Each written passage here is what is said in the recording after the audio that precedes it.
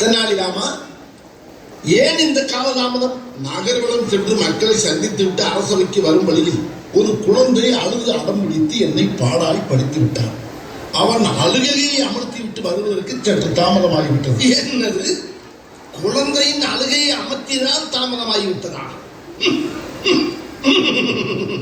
எல்லாம் அறிந்த நம் மன்னரிடம் கூறும் காரணமாயுது.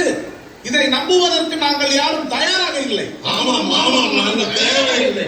நான் சொல்வது உண்மை. மன்னா, தாங்களாவது நம்புங்களேன். மன்னா, இதற்கேன் கோபம்? வேண்டுமென்றால் ஒன்று செய்யுங்கள். நான் குழந்தையாக மாறுகிறேன். நீங்கள் இந்த குழந்தையின் அழகை அமர்த்துங்கள், பார்க்கலாம். ஓ, என்னிடமே அறைகூடா? பார்க்கலாம், பார்ப்போம். குழந்தையே, ஏன் அழுகிறாய்? உனக்கு என்ன வேண்டும்? எனக்கு ஒரு பானை வேணும். யார் அங்கே?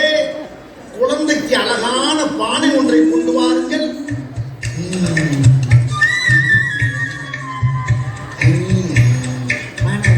பார்த்தீர்களா? பானை பார்த்தவுடன் குழந்தை அழகை நிறுத்தி குதூகலமாகிவிட்டது. பிறகு என்ன?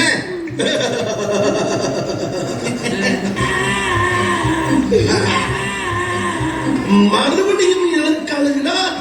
என்னவாக இருக்கு?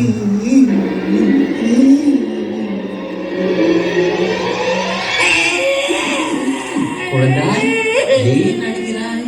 எதற்கு அழுகிறாய்? குழந்தையே, மீண்டும் எதற்கு அழுகிறாய்? எனக்கு யானை வேணும். யானையா? சரி, வெளியே நிற்கின்ற நமது பட்டத்து யானையை உள்ளே அழைத்து பாருங்கள்.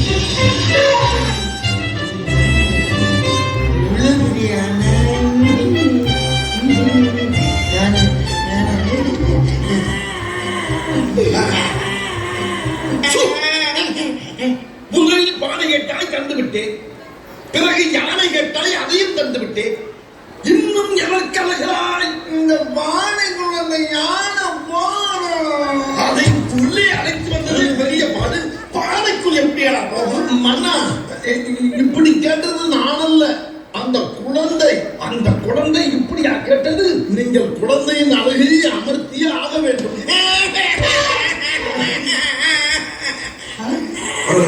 இது பெரிய அகராதி கொடுத்த குழந்தையாக இருக்கும் போது இருக்கிறது. நிறுத்து, எழுந்து உட்காரப்பா. நான் ஒப்புக்கொள்ளுகிறேன் ஐயா, உன்னுடைய தாமதம் நியாயமானதுதான். உன்னை மன்னித்து விட்டேன், போ. இப்பொழுது புரிகிறதா அந்த குழந்தையிடம் நான் பட்ட பாடு என்னவென்று? சரி, அந்த பானைக்குள் யானை தெரிவித்து காட்டு.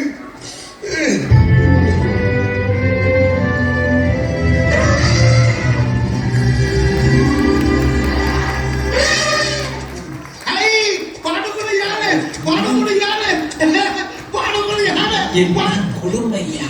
நான் பார்க்கிறேன்.